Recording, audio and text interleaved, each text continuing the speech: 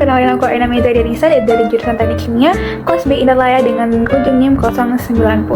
Nah, sebelumnya pernah nggak sih kalian mikir gimana caranya obat, makanan bubuk seperti susu bubuk, atau bahkan semen itu memiliki komposisi yang merata? Kelihatannya simpel bukan, tinggal dicampur-campur doang jadi. Namun kenyataannya pencampuran padatan ini jauh lebih kompleks dibandingkan dengan pencampuran cairan.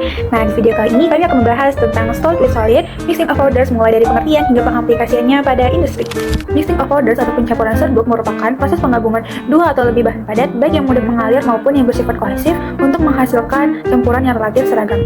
Nah, berbeda dengan pencampuran cairan yang hanya mengandalkan aliran fluida, pencampuran serbuk terjadi melalui pergerakan partikel seperti difusi, gesekan, dan tumbukan antar partikel. Karena itu, proses ini biasanya membutuhkan energi yang lebih besar, terutama jika bahan yang digunakan itu bersifat menggumpal atau sulit mengalir. Tujuan utama dari mixing of powders ini adalah untuk mencapai keseragaman komposisi, sehingga setiap bagian dari campuran ini akan memiliki proporsi yang hampir sama.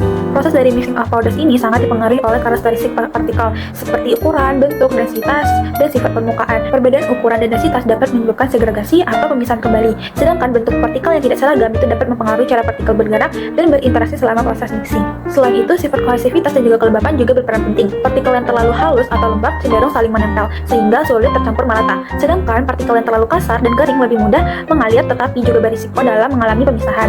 Halo, aku Presil dengan ujung NIM 056.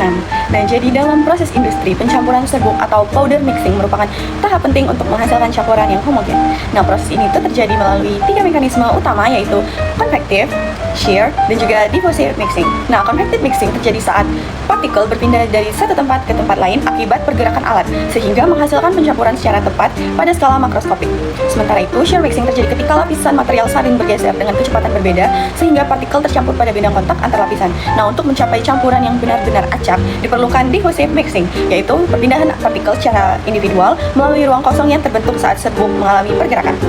Namun, proses pencampuran ini akan sering terganggu oleh fenomena yang disebut segregasi. Nah, jadi segregasi adalah pemisahan kembali partikel dalam campuran akibat perbedaan ukuran, densitas, dan juga bentuk. Pada umumnya, partikel halus akan turun ke bagian bawah, sedangkan partikel kasar cenderung berada di bagian atas. Nah, fenomena ini sering terjadi selama proses penyimpanan, pengangkutan, maupun pengisian wadah seperti hopper atau bin. Nah, dampaknya campuran menjadi tidak homogen dan dapat menurunkan kualitas produk. Oleh karena itu, pemahaman terhadap mekanisme pencampuran dan fenomena segregasi sangat penting untuk menjaga konsistensi dan efisiensi proses industri. Hai semuanya, kenalin saya Kalisandra Zahra dengan NIM 031382429080. Di sini saya akan menjelaskan mengenai jenis-jenis mixer untuk powder dan juga prinsip kerja masing-masing alat mixing.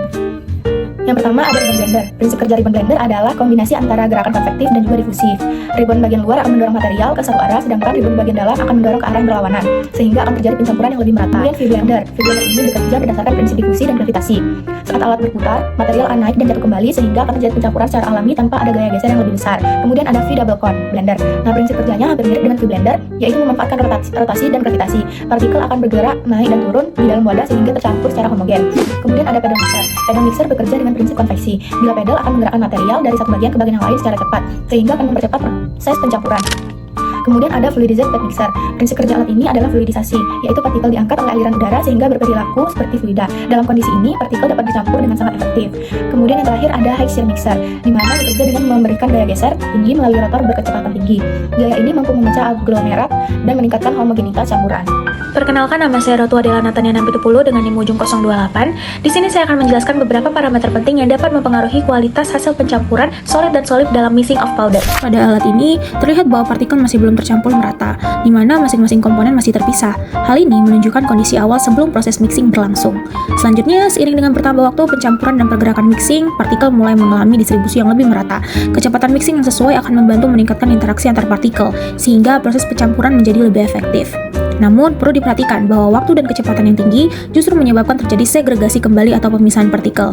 Pada akhirnya, terlihat bahwa campuran lebih homogen yang ditandai dengan distribusi partikel yang relatif seragam. Homogenitas ini merupakan indikator utama dalam mengevaluasi kualitas hasil pencampuran yang biasanya dianalisis menggunakan metode statistik seperti standar deviasi atau koefisien variasi. Semakin kecil nilai variasinya, maka campuran tersebut semakin homogen dan proses mixing dapat dikatakan berhasil. Halo semuanya, perkenalkan nama saya Denisa Siva Fuada dengan ujung NIM 032. Jadi, Jadi untuk dalam perancangan mixing tank, untuk pencampuran padatan atau powder, itu terdapat beberapa aspek fundamental yang harus diperhatikan agar proses menghasilkan campuran yang homogen dan juga stabil. Yang pertama itu ada karakteristik material, yang kedua itu ada pemilihan mekanisme pencampuran, dan yang ketiga itu ada desain geometri mixing tank, keempat ada sistem agitasi, dan juga kelima itu ada waktu pencampuran atau mixing time, dan yang terakhir adalah mode operasi. Jadi dengan mempertimbangkan seluruh parameter tersebut, perancangan mixing tank dapat dioptimalkan untuk menghasilkan campuran yang homogen, efisien, serta sesuai dengan kebutuhan proses industri. Dan juga di industri, proses ini tuh banyak digunakan pada sektor farmasi, makanan, kimia, hingga metalurgi. Contohnya pada pembuatan tablet obat, pencampuran tepung, hingga produksi material komposit. Oleh karena itu, pemilihan jenis mixer seperti ribbon mixer atau conical mixer itu menjadi sangat penting untuk mencapai homogenitas yang optimal. Labana al Yao.